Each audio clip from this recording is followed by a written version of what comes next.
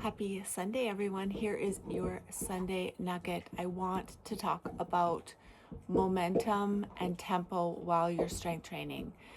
I think we all understand what the three numbers are underneath each exercise. There's three. The first one is your concentric. The middle number is the phase or the contraction in between the two movements. And the last number is the eccentric. So the concentric is always going to be a weaker phase. It's maybe going to be your cheat, as we did this week, that cheat bicep, because concentrically you might have to kind of jump it up to get up.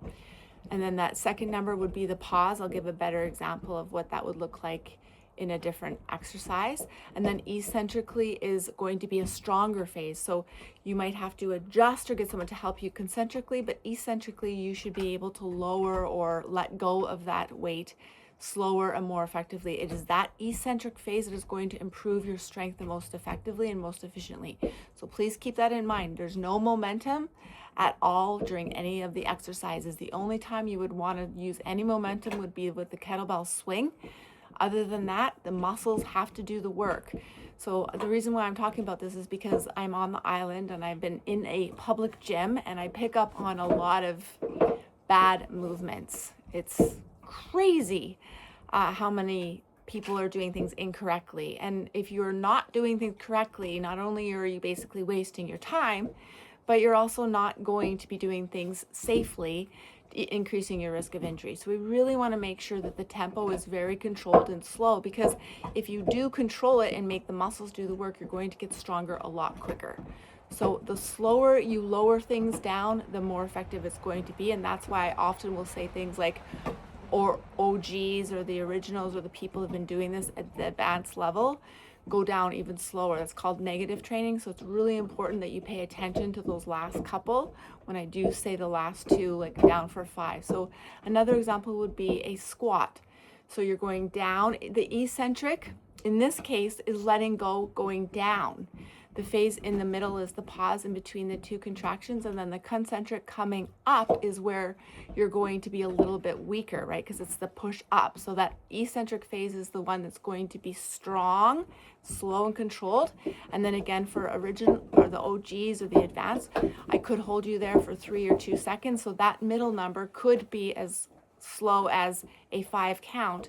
And then when you're pushing it up, I would want you to be forceful with a 1 count. But concentrically, you don't have to be that powerful. You just need to make sure that you're being I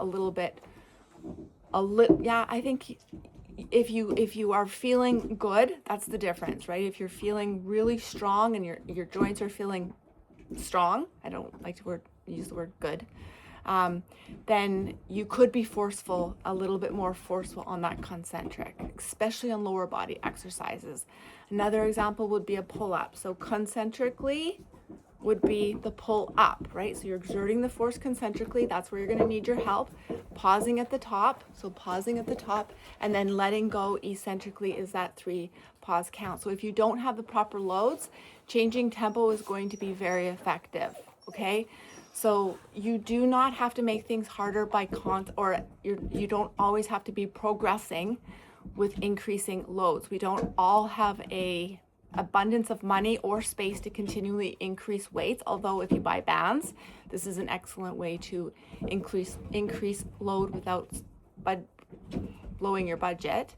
But you can definitely make things harder, which I've mentioned a ton of times, by slowing the eccentric, adding pulses, or that second number in between those 3 numbers, you can hold that pause. So please keep that in mind if you're feeling like you need to be progressing, but don't have the room or space or budget to increase the amount of dumbbells that you have. Change the load. This makes a huge difference. So slow things down. Always concentrate on the muscle that you are working. That mind-body connection is very, very important. So put on a good playlist, get into the right mindset, and be sure to focus on those movements. Tempo is going to be the most important thing. If you are concentrically pulling that bicep up and letting it drop down, you're missing 85 to 95% effectiveness of that exercise. So please concentrate on making sure the muscles are doing the work and you're not using any tempo. So if you have any questions, please feel free to reach out to me on that Facebook page. Otherwise, have a great week.